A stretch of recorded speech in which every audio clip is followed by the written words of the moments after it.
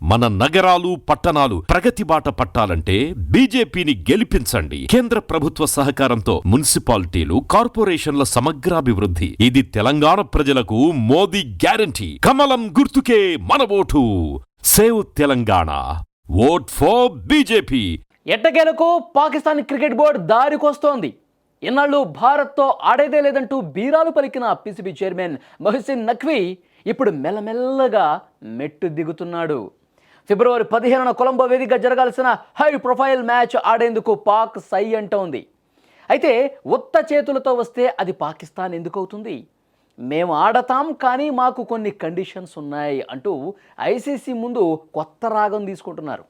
కానీ ఆ కండిషన్లు చూస్తుంటే నవ్వాలో ఏడవాలో అస్సలు అర్థం కావటంలా. పాకిస్తాన్ పెడుతున్న కండిషన్లు వింటే ఐసీసీ అధికారులకే మతిపోతోంది. మ్యాచ్ ఆడేది పాకిస్తాన్, కానీ కండిషన్లు మాత్రం బంగ్లాదేశ్ కోసం. టోర్నీ నుంచి తప్పుకున్న బంగ్లాదేశ్కు పెరిగిన పరిహారం అందించాలట. ఆ జట్టు ఆడకపోయినా పార్టిసిపేషన్ ఫీజు చెల్లించాలట. అంతేకాదు భవిష్యత్తులో ఐసీసీ ఈవెంట్లకు తమకు ఆతిథ్య హక్కులు ఇవ్వాలట. అసలు తన దేశంలో క్రికెట్ పరిస్థితి ఏంటో పట్టించుకోని నఖ్వీ బంగ్లాదేశ్ కోసం ఐసీసీతో బేరసారాలకు దిగటం పాక్ దిగజారుడు రాజకీయాలకు పరాకాష్ట. ఇది సంఘీభావం కాదు, కేవలం భారత్ను ఇబ్బంది పెట్టాలని వేస్తున్నటువంటి ఒక కన్నింగ్ ప్లాన్గా కనిపిస్తోంది. కేవలం ఇవే కాదు, ఐసీసీ ఎదుట నఖ్వీ మరికొన్ని గొంతెమ్మ కోరికలు కూడా కోరాడు. భారత్ పాక్ మ్యాచ్ ద్వారా వచ్చే వేల కోట్ల ఆదాయంలో తమకు సింహభాగం కావాలని, రెవెన్యూ షేరింగ్ బాగా పెంచాలని డిమాండ్ చేస్తున్నాడట. అంటే బయటకు మాత్రం బంగ్లాదేశ్ కోసం పోరాడుతున్నట్టు రంగులు పూస్తూ లోపల మాత్రం డబ్బుల కోసం ఐసీసీని బ్లాక్మెయిల్ చేస్తూ ఉన్నాడు. ద్వేషం భారత్ పైనే, కానీ భారత్ ఆడే మ్యాచ్ వల్ల వచ్చే డబ్బులు మాత్రం మా జేబులోకి రావాలి అనేది పాకిస్తాన్ అసలు స్కెచ్గా ఇక్కడ కనిపిస్తోంది. పాకిస్తాన్ పెడుతున్న మరో వింత కండిషన్ ఏంటంటే గౌరవం. గత ఆసియా కప్ సమయంలో భారత ఆటగాళ్లు తమతో కరచాలనం చేయలేదని, ట్రోఫీని నేరుగా తీసుకోలేదని నఖ్వీ ఇప్పుడు ఏడుస్తున్నాడు. మాతో మర్యాదగా ప్రవర్తిస్తామని హామీ ఇస్తేనే ఆడతామంటూ చిన్నపిల్లల్లా మారం చేస్తా ఉన్నాడు. సరిహద్దుల్లో ఉగ్రవాదాన్ని ప్రోత్సహిస్తూ అమాయకుల రక్తం చిందుతుంటే చూస్తూ ఆనందించే దేశం మైదానంలో మాత్రం రాచమర్యాదలు కోరుకోవటమా? గౌరవం అడిగితే రాదు నఖ్వీ గారు, మీరు మీ బుద్ధి మార్చుకోండి సార్. ఆటోమేటిక్గా గౌరవం దానంతట అదే వస్తుంది.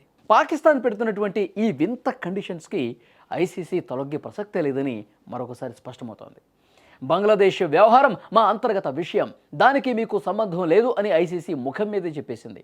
అంతేకాదు పాకిస్తాన్ ప్రభుత్వం 48 గంటల్లో తన తుది నిర్ణయం చెప్పాలని డెడ్లైన్ విధించింది. బంగ్లాదేశ్ సాకుతో మ్యాచ్ ఆపేస్తే తీవ్ర ఆర్థిక క్రీడాపరమైన ఆంక్షలు తప్పవని హెచ్చరించింది కూడా.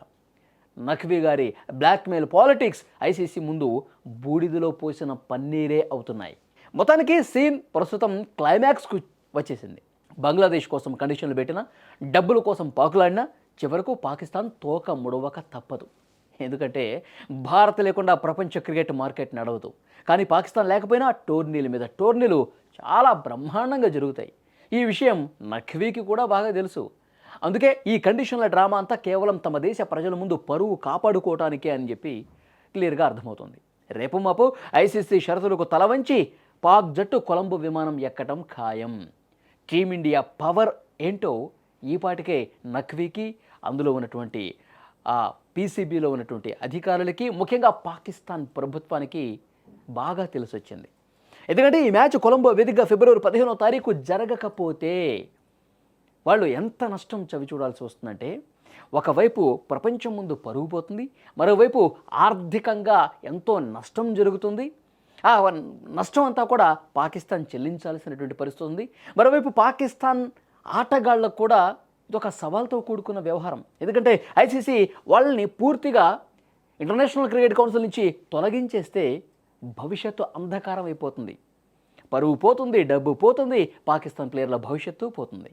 కాబట్టి వాళ్ళకి వేరే ఆప్షన్ లేదు, ఇండియాతో మ్యాచ్ ఆడాల్సిందే. భారత్ వర్సెస్ పాకిస్తాన్ ఫిబ్రవరి 15వ తారీఖు జరగాల్సిందే. కండిషన్స్ ఏమీ లేకుండా ఈ ఒక్క ఆప్షనే పాకిస్తాన్కు మిగిలి ఉంది అన్నది క్లియర్గా అర్థమవుతుంది.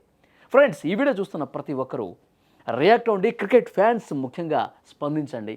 పాకిస్తాన్ పెడుతున్నటువంటి ఈ కండిషన్స్ని విన్నాక మీకేమర్థమైందో చెప్పండి.